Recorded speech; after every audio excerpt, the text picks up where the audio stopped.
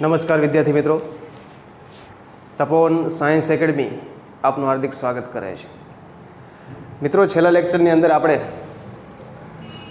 કેટલાક અગત્યના પ્રશ્નો ઇલેક્ટ્રોફાઇલ, ન્યુક્લિયોફાઇલ એના વિશે ચર્ચા કરી હતી. તફાવત પણ મોસ્ટ આઈએમપી છે, 2 વાર લખવા માટે પ્રશ્ન આપને જણાવવામાં આવેલો હતો. આગળના પ્રશ્નની વાત કરીએ, પ્રેરક અસર ગયા લેક્ચરની અંદર આપણે જોઈ હતી. મોસ્ટ આઈએમપી પ્રશ્ન છે અને વ્યવસ્થિત આપણે તૈયાર કરવાનો છે, બરાબર. પ્રેરક અસરની અંદર બેઝિક કન્સેપ્ટ એવો હતો કે કોઈ પણ 2 પરમાણુ હોય એની વચ્ચે જો વિદ્યુત ઋણતાનો તફાવત હોય ત્યારે ધ્રુવીયતા ઉદ્ભવે અને આ ધ્રુવીયતાના કારણે બોન્ડ ઉપર એટલે કે સહસંયોજક બંધ, ભાગીદારીનો બંધ જે છે એના ઉપર ખેંચાણ બળ ઉદ્ભવે છે અને આ અસર 3 સુધીના કાર્બન સુધી જોઈ શકાય. આ અસરને પ્રેરક અસર તરીકે આપણે ઓળખીએ છીએ, જેના વિશે આપણે ડિટેલમાં અભ્યાસ કરેલો છે.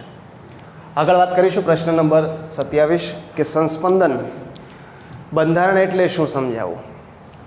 શબ્દ અવારનવાર આપણી સામે આવે છે, સંસ્પંદન. તો સંસ્પંદન બંધારણ કોને કહીશું એના વિશેની માહિતી મેળવીએ. જ્યારે કેટલાક કાર્બનિક સંયોજનો ના અણુને 2 કે તેથી વધુ ઇલેક્ટ્રોનની બંધારણ પડે, એટલે કોઈ પણ કાર્બનિક સંયોજન હોય એ કાર્બનિક સંયોજનને 2 અથવા 2 કરતાં વધારે રીતે જ્યારે ઇલેક્ટ્રોનીય સ્વરૂપની અંદર રજૂ કરી શકાતું હોય ત્યારે સંસ્પંદન બંધારણ લાગુ પાડી શકાય. તેના બધા જ ગુણધર્મો આ દરેક બંધારણ વડે સમજાવી શકાતા નથી. એટલે કે કોઈ પણ આપણે સંયોજન લઈએ છીએ, એ સંયોજનના 2 કરતાં વધારે બંધારણ દર્શાવીને 2માંથી કોઈ પણ એક બંધારણ પસંદ કરીએ તો એના વિશે સંયોજનના બધા જ ગુણધર્મો આપણે સમજાવી શકતા નથી, બરાબર. ત્યારે તેના વાસ્તવિક બંધારણને 2 કે તેથી વધુ ઇલેક્ટ્રોનીય બંધારણો વચ્ચેની અવસ્થાથી દર્શાવાય છે. હવે આપણે એનું વાસ્તવિક બંધારણ દર્શાવવું છે, વાસ્તવિક બંધારણ, બરાબર છે. તો વાસ્તવિક બંધારણ એ 2 બંધારણ જે બનાવેલા છે એની વચ્ચેની અવસ્થાની દર્શાવવામાં આવે છે. આ બંધારણને શું કહીશું આપણે? સંસ્પંદનીય અથવા તો સંસ્પંદન બંધારણ તરીકે ઓળખવામાં આવે. એક જ વસ્તુ ખાસ ધ્યાનમાં રાખવાની છે, કોઈ પણ સંયોજનને 2 કરતાં વધારે રીતે રજૂ કરી શકાતું હોય, કોઈ પણ સંયોજનને 2 કરતાં વધારે રીતે રજૂ કરી શકાતું હોય ત્યારે બંનેમાંથી કોઈ પણ એક બંધારણ એ આપણને બંધારણની સંપૂર્ણ માહિતી આપતું નથી. ત્યારે બંને વચ્ચેની પોઝિશન આપણે દર્શાવવી પડે છે અને આ બંને વચ્ચેની જે પોઝિશન છે જેને વાસ્તવિક બંધારણ કહીશું, જેના ઉપરથી આપણને સંયોજન વિશેની સંપૂર્ણ માહિતી મળી રહે, તો એવા બંધારણને આપણે સંસ્પંદન અથવા તો સંસ્પંદનીય બંધારણ તરીકે ઓળખીએ છીએ. આમાં સરળ અને સામાન્ય એક ઉદાહરણ છે બેન્ઝીન. વાત કરીએ એની.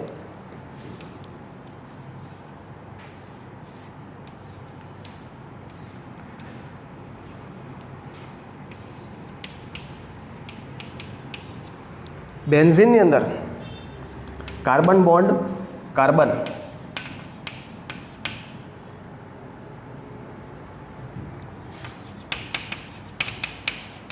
પ્રાયોગિક રીતે કાર્બન બોન્ડ કાર્બન જે છે એની બોન્ડ લેન્થ માલુમ પડે છે 139 pm, બરાબર છે.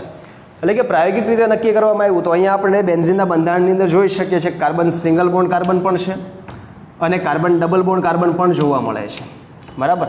પરંતુ પ્રાયોગિક રીતે એવું માલુમ થયું કે કાર્બન બોન્ડ કાર્બન જે છે એની બોન્ડ લેન્થ દરેકની જે છે 6, 1, 2, 3, 4, 5 અને 6 એ છે એની કેટલી માલુમ પડે છે? 139. વાસ્તવમાં એ કેટલી હોવી જોઈએ? તો કાર્બન બોન્ડ કાર્બન જે છે એની 154 pm, carbon double bond carbon જે છે 128 pm, આની આજુબાજુની હોવી જોઈએ આલ્કેન અને આલ્કેન શ્રેણીમાં જે આવે છે એ પ્રમાણે. પરંતુ વાસ્તવિક બોન્ડ લેન્થ કેટલી જોવા મળે છે? 139 pm. આનો અર્થ શું થાય છે? આનો અર્થ એ છે કે એક બંધારણ વડે બેન્ઝીનનું એક બંધારણ છે એ બેન્ઝીન વિશેની સંપૂર્ણ માહિતી આપણને આપી શકતા નથી. એના માટે બેન્ઝીનને 1 કરતાં વધુ રીતે રજૂ કરી શકાય.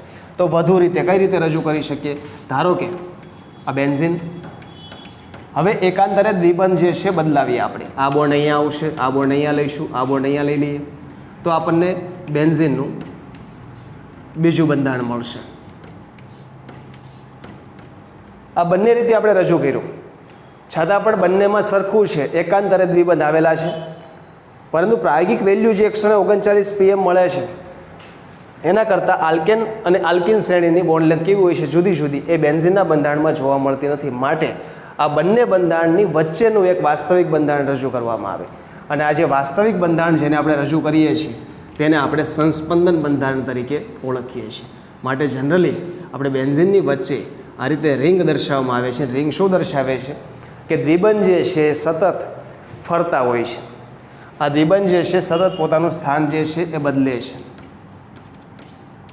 આપણને આ બંધારણ મળશે, ફરીથી પોતાનું સ્થાન બદલે.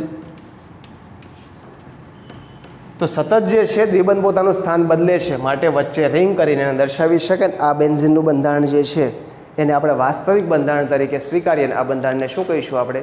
સંસ્પંદન બંધારણ. આ બંને બંધારણો સંસ્પંદન બંધારણ છે. સંસ્પંદન બંધારણની જે સંપૂર્ણ માહિતી આપે એવા બંધારણને શું કહીશું આપણે? વાસ્તવિક બંધારણ તરીકે ઓળખીએ છીએ. એક બાબત અહીંયા ખાસ ધ્યાન રાખવાની છે કે જ્યારે પણ બોન્ડ ચેન્જ થાય, એટલે કે બેન્ઝીનની આપણે સંસ્પંદન બંધારણ દર્શાવશું, ત્યારે બંને બંધારણ જે છે એની ઉર્જા જુદી જુદી હોય. આ બંને બંધારણની ઉર્જા જુદી જુદી હોય, એમાંથી વધારે સ્ટેબલ હોય અને જે સૌથી ઓછી ઉર્જા દર્શાવે છે, બરાબર છે, તે બંધારણની ઉર્જાને પસંદ કરવામાં આવે છે. સામે કોઈ વાસ્તવિક બંધારણ હતી એની ઉર્જા લઈશું. આ બંને ઉર્જા વચ્ચેના તફાવતને સંસ્પંદનીય અથવા તો સંસ્પંદન ઉર્જા કહેવાય. અને સંસ્પંદન ઉર્જા જે છે એ સ્ટેબિલિટી માટે ખાસ અગત્યનો ભાગ ભજવે છે. આ બાબત થોડીક ધ્યાનમાં રાખવાની છે, છતાં આપણે જોઈશું હમણાં. એના ઉપરાંત અહીંયા બીજું ઉદાહરણ લઈએ આપણે. અહીંયા બીજું ઉદાહરણ આપણને આપેલું છે નાઇટ્રોમિથેનનું. આ CH3, આ નાઇટ્રો એટલે NO2, ડબલ બોન્ડો, ઓક્સિજન છે, 6 ઇલેક્ટ્રોન હોય છે. અહીંયા 1 2 3 4 ઇલેક્ટ્રોન. હવે સંસ્પંદન બંધારણ દર્શાવવું છે તો આ બંધના ઇલેક્ટ્રોન અહીંયા લખી શકું. આ બંધના ઇલેક્ટ્રોન ક્યાં આવશે? ઓક્સિજન પર આવશે. એટલે અહીંયા આપણે શું મેળવી શકીએ મિત્રો? સંસ્પંદન બંધારણ. આના ઉપર ચાર્જ નેગેટિવ, અહીંયા શું બનાવે છે? તો અહીંયા પણ નાઇટ્રોમિથેન જે છે એમાં આ બોન્ડના ઇલેક્ટ્રોન અહીંયા આવશે, અહીંયા પાય બોન્ડ બને. આ બંધના ઇલેક્ટ્રોન ઓક્સિજન ઉપર જશે, માટે ઓક્સિજન ઉપર ચાર્જ કેવો આવે છે? નેગેટિવ આવશે. તો આ પ્રમાણે દર્શાવી શકાય કે અહીંયા નાઇટ્રોમિથેનની અંદર નાઇટ્રો સંયોજન જે છે એના કારણે સંસ્પંદન બંધારણ જોવા મળે. આ બંનેને એકબીજાના સંસ્પંદન બંધારણો કહીશું. હવે ખાસ બાબતે ધ્યાનમાં રાખવાની છે, કોઈ પણ સંસ્પંદન બંધારણ હોય એની ઉર્જા જુદી જુદી હશે. તેમાંથી લઘુત્તમ ઉર્જાવાળું બંધારણ પસંદ કરીશું. લઘુત્તમ, જેની પાસે ઓછી ઉર્જા છે એવું બંધારણ એક પસંદ કરીશું. સામે એક બંધારણ લઈશું વાસ્તવિક. આ બંને વચ્ચે ઉર્જાના તફાવતને સંસ્પંદનીય ઉર્જા તરીકે ઓળખવામાં આવે છે. એટલે ઇન શોર્ટ યાદ રાખવા માટે ખાલી એટલી વસ્તુ ધ્યાનમાં રાખવાની કે સંસ્પંદન બંધારણમાંથી લઘુત્તમ ઉર્જાવાળા બંધારણ અને વાસ્તવિક બંધારણ વચ્ચેના ઉર્જાના તફાવતને સંસ્પંદન ઉર્જા કહેવાય છે.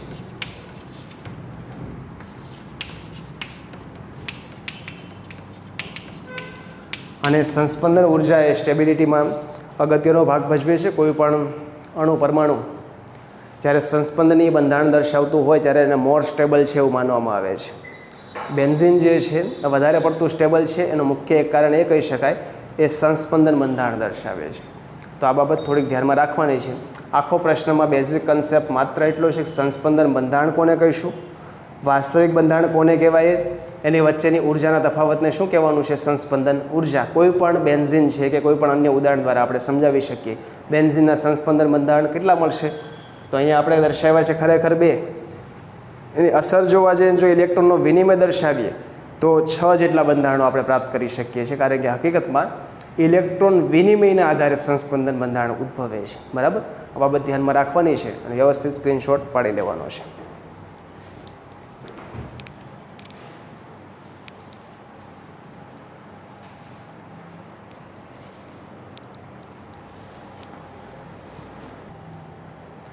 મિત્રો આગળનો પ્રશ્ન જોઈએ. સંયોજનના સંસ્પંદન બંધારણ દર્શાવવા માટે કયા નિયમોનું પાલન કરવામાં આવે છે? તો મુખ્ય બે નિયમો છે.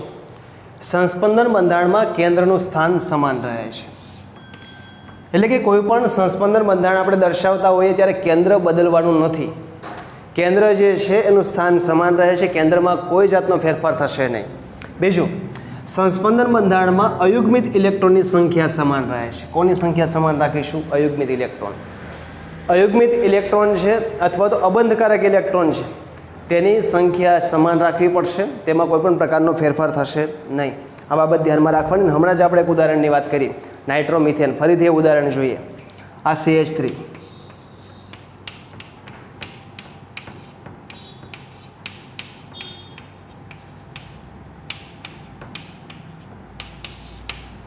તો અહીંયા આપણે જોઈ શકાય કે સંસ્પંદન બંધારણમાં કેન્દ્રનું સ્થાન કેવું રહે છે? સમાન. તો કેન્દ્રમાં કોઈ જાતનો ફેરફાર નથી કરવાનો. અહીંયા કેન્દ્ર કોણ છે? નાઇટ્રોજન. કે નાઇટ્રોજન જે છે એની આજુબાજુની અંદર ઇલેક્ટ્રોનનો વિનિમય થાય છે, ઇલેક્ટ્રોનની આપલે થવાની છે, ફેરબદલ થશે. માટે કેન્દ્ર નાઇટ્રોજન છે. આ નાઇટ્રોજન કેન્દ્રમાં કોઈ પણ પ્રકારનો ફેરફાર કરવાનો નથી. માટે કેન્દ્રનું સ્થાન હંમેશા કેવું રહે છે? સમાન. સંસ્પંદન બંધારણ આપણે દર્શાવીએ તો નાઇટ્રોમિથેન. હવે આપણે આગળ શીખ્યા પ્રમાણે આ બંધના ઇલેક્ટ્રોન ક્યાં જશે? ઓક્સિજન પર. ઓક્સિજન ઉપર ઓલરેડી 4 ઇલેક્ટ્રોન હતા, વધારેના બંધના 2 આવશે. કેટલા બાકી થઈ ગયા? 6. આ બંધના ઇલેક્ટ્રોન ક્યાં જશે? ઇલેક્ટ્રોન બંધ બનાવશે, માટે ડબલ બોન્ડ. 6 ઇલેક્ટ્રોન હતા, એમાંથી 2 બંધ ઇલેક્ટ્રોન જે છે 2 બંધમાં ભાગ લેશે અને એક બંધ બનાવે છે. તો આ પ્રમાણે જોઈ શકાય કે ઇલેક્ટ્રોનની સંખ્યા અહીંયા 4 અને અહીંયા કેટલી છે? 6. ટોટલ 10. અહીંયા આપણે કેટલી જોવા મળે? 6 અને 4, ટોટલ કેટલા થશે? 10. માટે અયુગ્મિત ઇલેક્ટ્રોનની સંખ્યા હોય અથવા તો અબંધકારક ઇલેક્ટ્રોનની સંખ્યામાં કોઈ જ પણ પ્રકારનો ફેરફાર થતો નથી. આ બાબત ખાસ ધ્યાનમાં રાખવાની છે. એટલે કે કેન્દ્ર સરખું રહે છે. જો બંને નાઇટ્રોજન સેન્ટર છે એની આજુબાજુમાં પ્રક્રિયા થશે. બીજી વસ્તુ, અયુગ્મિત ઇલેક્ટ્રોનની સંખ્યામાં કોઈ પણ પ્રકારનો ફેરફાર કરવાનો નથી. તો આ 2 નિયમો છે સંસ્પંદન બંધારણ રજૂ કરવા માટેના. હવે વાત કરીએ કે સંસ્પંદન બંધારણ આપણે રજૂ કરીએ તો એમાંથી કયું બંધારણ વધારે સ્થાયી થશે? એક કરતાં વધારે આપણે બંધારણો રજૂ કરેલા હોય તો કયું બંધારણ વધારે સ્થાયી છે? તો એના માટે લખી શકાય, સ્થાયી બંધારણ હોય એના માટેની માત્ર 2 શરતો પાલન કરવાની છે. એક, જેની પાસે વધુ સહસંયોજક બંધ હોય.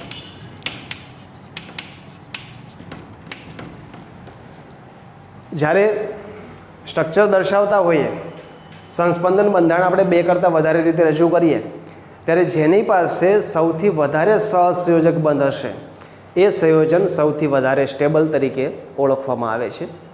અને એ ઉપરાંત વીજભારનું યોગ્ય વિતરણ,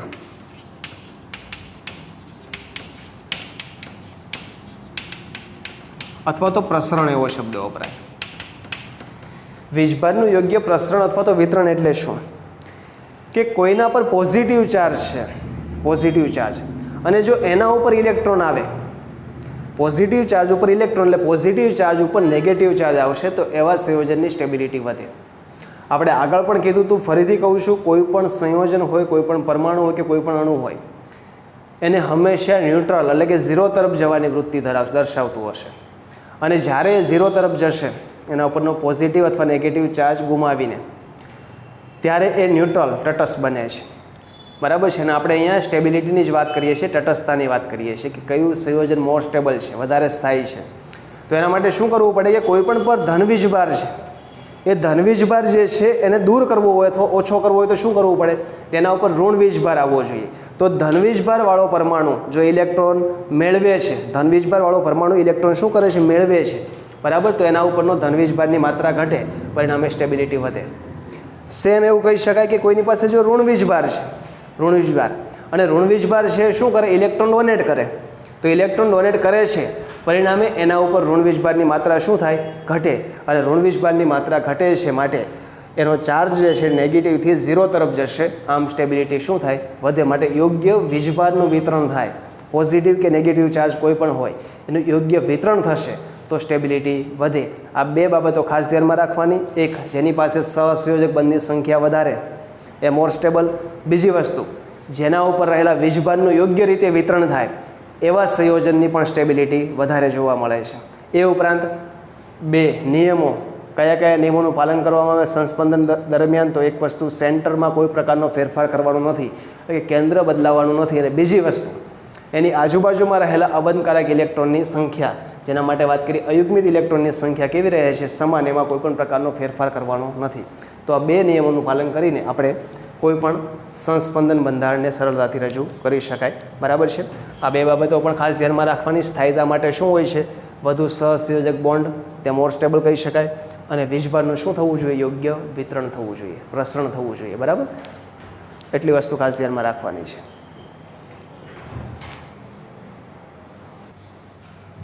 મિત્રો, આગળ પ્રશ્ન જોઈએ, સંસ્પંદન અસર એટલે શું? સમજાવો.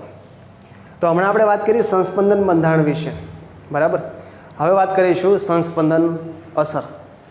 તો વાત કરીએ જે 2 પાયબંધોની પારસ્પરિક ક્રિયા, એટલે કે કોઈ પણ 2 પાયબોન્ડ જે છે એના વચ્ચે પારસ્પરિક ક્રિયા એટલે શું થાય? એક્સચેન્જ થાય, ફેરફાર થશે.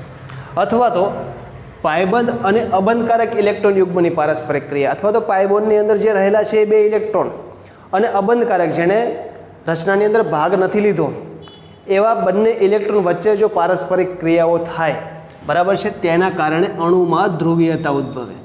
અને ધ્રુવીયતા માટે આપણે આગળ પણ શીખી ગયા છીએ. ફરીથી કહું છું, ધ્રુવીયતા એટલે શું? તો ધ્રુવ ઉત્પન્ન થવા, આ ઘટનાને ધ્રુવીયતા કહેવાય. ધ્રુવ ઉત્પન્ન થવા એટલે કયા? તો પોઝિટિવ અને નેગેટિવ. બરાબર છે. તો જ્યારે આના કારણે, એટલે કે પાયબંધ જે છે એની પારસ્પરિક ક્રિયાના કારણે, અથવા તો પાયબંધ અને અબંધકારક ઇલેક્ટ્રોન એની પારસ્પરિક ક્રિયાના કારણે આપણું જે બંધારણ હતું એ બંધારણની અંદર જો ધ્રુવીયતા ઉદ્ભવે છે, બરાબર છે, તો આ અસરને શું કહીશું આપણે? સંસ્પંદન અસર અથવા તો રેઝોનન્સ ઇફેક્ટ તરીકે ઓળખી શકાય. આ બાબતો ખાસ ધ્યાનમાં રાખવાની છે. એક જ વસ્તુ છે, રેઝોનન્સ અસર એટલે કે સંસ્પંદન અસર ક્યારે જોવા મળે? તો જ્યારે પાયબંધ છે એમાં વિનિમય થાય, આપલે થશે, પારસ્પરિક ક્રિયા થશે, અથવા તો પાયબંધ અને અબંધકારક ઇલેક્ટ્રોન યુગ્મ છે એની વચ્ચે જો પારસ્પરિક ક્રિયાઓ થતી હોય, બરાબર છે, ત્યારે ધ્રુવીયતા ઉદ્ભવે અને આ અસરને આપણે સંસ્પંદન અસર અથવા તો રેઝોનન્સ ઇફેક્ટ તરીકે ઓળખી શકાય. મિત્રો, અહીંયા આપણે વાત કરીશું 2 પ્રકારની સંસ્પંદન અસર હોય. એક ધન સંસ્પંદન અસર અને બીજું છે ઋણ સંસ્પંદન અસર. બરાબર છે. તો ધન સંસ્પંદન અસરમાં, એટલે કે આ અસરમાં ઇલેક્ટ્રોન યુગ્મ વિસ્થાપિત પરમાણુ કે સમૂહથી ને સંલગ્ન પ્રણાલીથી દૂર થાય છે. સમજીએ એનિલિનના ઉદાહરણ દ્વારા. પ્લસ આ અસર, ઉદાહરણ લઈએ એનિલિન.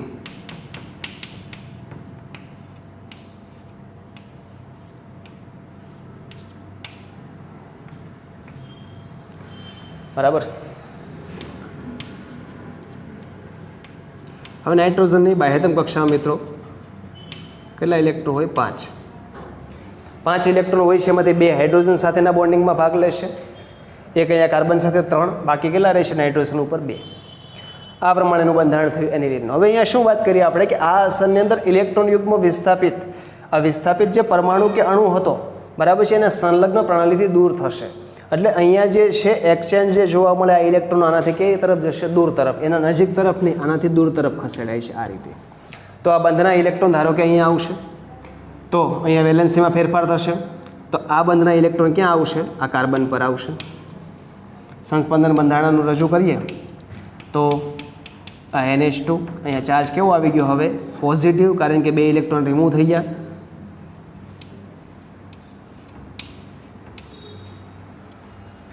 હવે આ બંધના ઇલેક્ટ્રોન, આ ઇલેક્ટ્રોન જે છે અહીંયા બોન્ડ બનાવે છે, માટે અહીંયા શું બનશે? Double bond. આ બંધના ઇલેક્ટ્રોન આ કાર્બન પર આવે છે, માટે અહીંયા કેવો ચાર્જ આવે છે? નેગેટિવ. અને આ પ્રમાણે ઓલરેડી એની પાસે 2 ઇલેક્ટ્રોન તો 2 બોન્ડ તો છે જ. આગળનું સંસ્પંદન બંધારણ રજૂ કરીએ. ફરીથી આ ઇલેક્ટ્રોન જે છે અહીંયા બોન્ડ બનાવશે. આ ઇલેક્ટ્રોન જે છે ક્યાં આવે છે? કાર્બન પર. બંધારણ આ રીતે રજૂ કરી શકાય. આ NH2 અહીંયા ઓલરેડી ડબલ બોન્ડ છે, ડબલ બોન્ડ દર્શાવવાના ઉપર ચાર્જ કેવો છે પોઝિટિવ, તો પોઝિટિવ. આ ઇલેક્ટ્રોન બંધ બનાવે છે તો બંધ બનાવે છે. આ ઇલેક્ટ્રોન ક્યાં આવે છે કાર્બન પર, તો કાર્બન ઉપર. અહીંયા ઓલરેડી તો છે જ. ફરીથી રજૂ કરીએ તો આ ઇલેક્ટ્રોન અહીંયા બોન્ડ બનાવે. આ ઇલેક્ટ્રોન મિત્રો ક્યાં આવે છે કાર્બન ઉપર. સંસ્પંદન બંધારણ દર્શાવીએ. આ NH2 ચાર્જ કેવો આવે એના ઉપર પોઝિટિવ. અહીંયા બોન્ડ છે, અહીંયા શું બનાવે બંધ બનાવે. અહીંયા શું આવે મિત્રો ઇલેક્ટ્રોન. આના કરતાં હજુ એક સ્ટેપ આગળ વધીએ તો ફરીથી અહીંયા શું બનાવે આ બોન્ડ બનાવશે. આ ફરીથી ક્યાં જતું રહેશે નાઇટ્રોજન પર. તો ફરીથી આપણને મૂળ બંધારણ જે છે એ પાછું મળે છે. જેમ કે આ NH2 આ બોન્ડ આવશે, અહીંયા બોન્ડ, આ ઇલેક્ટ્રોન અહીંયા બોન્ડ બનાવે છે. આ બંધ ક્યાં જશે નાઇટ્રોજન પર, તો નેગેટિવ ચાર્જ. આ બંને બંધારણ કેવા થઈ જશે સરખા. તો વાસ્તવની અંદર અહીંયા આપણે જોઈ શકાય એ પ્રમાણે એનિલિનની અંદર જે પરમાણુ પાસેના ઇલેક્ટ્રોન હતા, આ પરમાણુ છે નાઇટ્રોજન, એની પાસે રહેલા ઇલેક્ટ્રોન એને સંલગ્ન પરમાણુ કહીશું. બરાબર છે. આ સંલગ્ન પરમાણુ તરફથી ઇલેક્ટ્રોન જે છે દૂર થાય. આના તરફથી ઇલેક્ટ્રોન દૂર થશે. જો દરેક ઘટનાની અંદર ઇલેક્ટ્રોન દૂર તરફ ખસતા જાય છે. બરાબર છે. તો આ દૂર થવાની જે ઘટના છે એ અસરને શું કહીશું ધન સંસ્પંદન અસર કહીશું. પોઝિટિવ રેઝોનન્સ ઇફેક્ટ તરીકે ઓળખવામાં આવે છે. રેઝોનન્સ ઇફેક્ટ એટલે શું જે આપણે શીખી ગયા હમણાં જ વાત કરીએ એ પ્રમાણે. પાયબંધ હોય અથવા તો અબંધકારક ઇલેક્ટ્રોન હોય, પાયબંધનું શિફ્ટિંગ થાય છે, અથવા તો અબંધકારક ઇલેક્ટ્રોન જે છે એનું શિફ્ટિંગ થયું એટલે કે એની વચ્ચે પારસ્પરિક ક્રિયાઓ થઈ. તો જ્યારે પાયબંધ અને અથવા લખી શકાય, પાયબંધ અને અબંધકારક ઇલેક્ટ્રોન વચ્ચે પારસ્પરિક ક્રિયા થાય, બરાબર છે, ત્યારે આ અસર જે ઉદ્ભવે છે એ અસરને શું કહીશું આપણે સંસ્પંદન અસર અથવા તો રેઝોનન્સ ઇફેક્ટ. રેઝોનન્સ ઇફેક્ટ અથવા સંસ્પંદન અસર જે છે એ મુખ્ય બે પ્રકારની હોય. પોઝિટિવ એટલે કે +R જેને ધન સંસ્પંદન અસર કહીશું, અને બીજી હોય છે નેગેટિવ જેને શું કહેવાય ઋણ સંસ્પંદન અસર કહેવાય. હકીકતમાં આ જે ક્રિયા આપણે લખીએ કે બે પાયબંધનું વિસ્થાપન થાય કે અબંધકારક ઇલેક્ટ્રોનનું પારસ્પરિક ક્રિયા થાય એના કારણે બે અસરો ઉદ્ભવે. એક મેસોમેરિક ઇફેક્ટ અને બીજી છે આ સંસ્પંદન અસર. બરાબર. બંને ક્રિયાઓ આના કારણે થશે, મેસોમેરિક અને સંસ્પંદન. MCQ માટે ધ્યાનમાં રાખવાનું. અત્યારે આપણે માત્ર વાત કરીએ છીએ સંસ્પંદન અસરની. બરાબર. તો આપણે વાત કરીએ પોઝિટિવ સંસ્પંદન અસર એટલે કે રેઝોનન્સ ઇફેક્ટ છે. બીજી વાત કરીએ ઋણ માટે, તો આના કરતાં વિરોધી પરિસ્થિતિ. અહીંયા શું હતું કે ઇલેક્ટ્રોન યુગ્મ એ વિસ્થાપિત પરમાણુ જેમ કે NH2 આ વિસ્થાપિત પરમાણુ અથવા તો સમૂહ કહીશું, એનાથી ઇલેક્ટ્રોન ક્યાં જશે દૂર. તો અહીંયા ઇલેક્ટ્રોન ક્યાં આવવા જોઈએ નજીક આવવા જોઈએ. એટલે કે પોતે જે પરમાણુ છે તેના ઉપર જ નેગેટિવ ચાર્જમાં વધારો થશે. આ અસર જે છે એને શું કહીશું આપણે ઋણ સંસ્પંદન અસર તરીકે ઓળખી શકાય. બરાબર. તો જોઈએ આ અસરમાં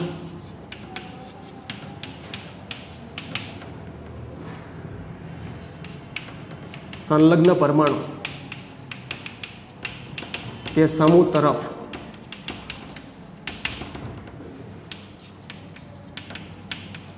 ઇલેક્ટ્રોન ગોઠવણી પામે છે તેને શું કહીશું આપણે ઋણ સંસ્પંદન અસર તરીકે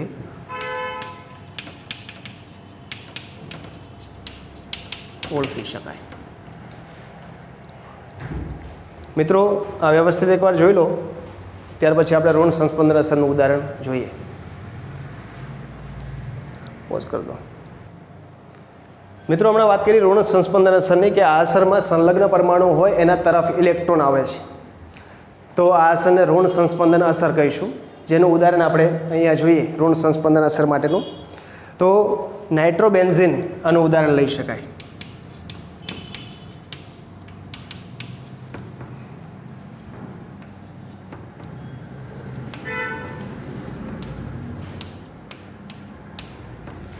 નાઇટ્રોબેન્ઝિનની અંદર આપણને ખ્યાલ છે નાઇટ્રોજન સાથે ઓક્સિજન, ડબલ બોન્ડ ઓક્સિજન લઈએ, 6 ઇલેક્ટ્રોન, આ પ્રકારનું બંધારણ જોવા મળશે. હવે અહીંયા સંસ્પંદન અસર શું થાય, તો આ બે બંધ હતા પાઈ બોન્ડ એમાંથી એકના ઇલેક્ટ્રોન જશે ઓક્સિજન પર અને આ બંધ જે છે એના ઇલેક્ટ્રોન ક્યાં આવે છે અહીંયા. એના કારણે એક બંધારણ ઉદ્ભવે છે જે બંધારણ આપણે રજૂ કરીએ નાઇટ્રોજન.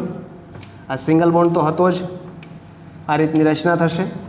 હવે એની પાસે ઓલરેડી એક ઓક્સિજન સાથેનો બોન્ડ છે જેમાં 1 2 3 4 ઇલેક્ટ્રોન છે. હવે આ બંધના 2 ઇલેક્ટ્રોન વધારાના આવે, ટોટલ ઇલેક્ટ્રોનની સંખ્યા મિત્રો કેટલી થશે? 6. એના કારણે એના ઉપર ચાર્જ કેવો આવે? નેગેટિવ. અહીંયા પણ ઓક્સિજન, એના ઉપર કેટલા ઇલેક્ટ્રોન છે? 6 ઇલેક્ટ્રોન. અહીંયા આ બોન્ડ ક્યાં આવે છે? નાઇટ્રોજન પર. તો અહીંયા શું બને? Double bond. અને આ પ્રકારનું બંધારણ જોવા મળશે.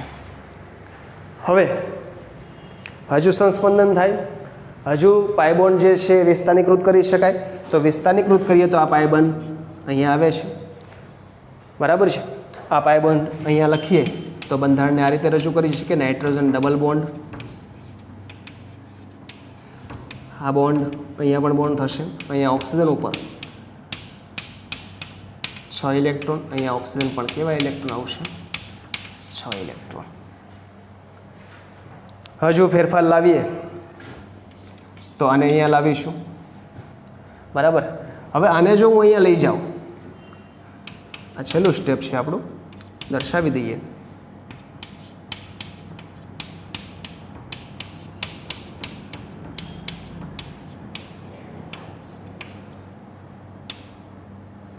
આ રીતની રચના થઈ. હવે હું ચેન્જીસ કરીને આને અહીંયા લઈ જાઉં, બરાબર છે. તો અહીંયા શું બનશે? Double bond. આ બોન્ડ ક્યાં આવશે? અહીંયા આવે. આ બંધના ઇલેક્ટ્રોન યુગ્મ અહીંયા દર્શાવી શકાય.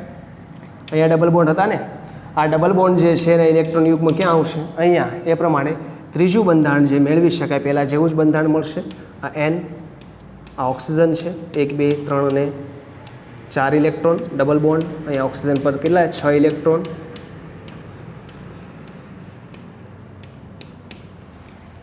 આપણે જનરલી પહેલું અને છેલ્લું બંધારણ બંને સરખું હોય છે માટે છેલ્લું બંધારણ દર્શાવતા નથી. આ 4 બંધારણ માટે આપણે સંસ્પંદન અસર જે છે એને રજૂ કરી શકાય. ઇન શોર્ટ એક જ બાબત ધ્યાનમાં રાખવાની છે, જ્યારે પોઝિટિવ આર ઇફેક્ટ એટલે કે ધન સંસ્પંદન અસર હતી ત્યારે ઇલેક્ટ્રોન જે છે પરમાણુથી દૂર ધકેલવાના છે, અને જ્યારે ઋણ સંસ્પંદન અસર હોય ત્યારે ઇલેક્ટ્રોન જે છે પરમાણુ પર લાવવાના છે. અહીંયા જોઈએ આપણે ઇલેક્ટ્રોન કયા તરફ ગતિ કરે છે? પરમાણુ તરફ. આ જે છે ધીરે ધીરે ક્યાં જશે? આ સમૂહ અથવા તો જે પરમાણુ હતો એના તરફ ગતિ કરે છે. આ અસરને શું કહીશું આપણે? ઋણ સંસ્પંદન અસર. એ ઉપરાંત કેટલાક ઇલેક્ટ્રોન વિસ્થાપક સમૂહ એવા છે જે ધન અને ઋણ સંસ્પંદન અસર આપે છે. તો એમાં વાત કરીએ ધન સંસ્પંદન અસર કયા કયા આપી શકે? તો એક્સ એટલે કે હેલોજન છે, આલ્કોહોલ. અહીંયા લઈ શકાય એસ્ટર.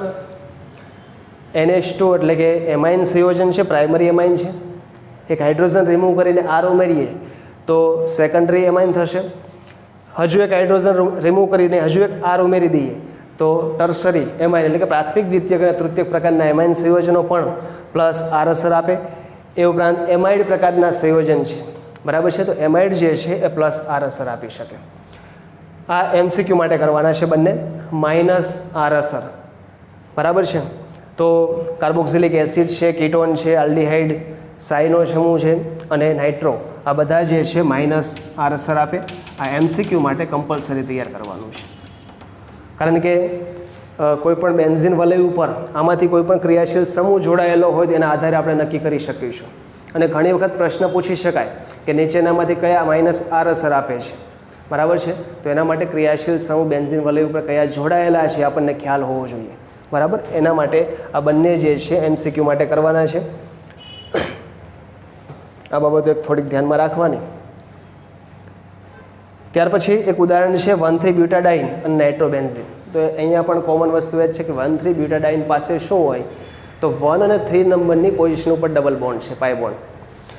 નાઇટ્રોબેન્ઝિન જે ઉદાહરણ હમણાં જ આપણે જોયા નાઇટ્રોબેન્ઝિનનું, તો અહીંયા પાઈ બોન્ડ છે. તો પાઈ બોન્ડ જે છે વિસ્તારીકૃત થઈ શકે, અને જ્યારે વિસ્તારીકૃત થાય ત્યારે સંસ્પંદન અસર દર્શાવે છે.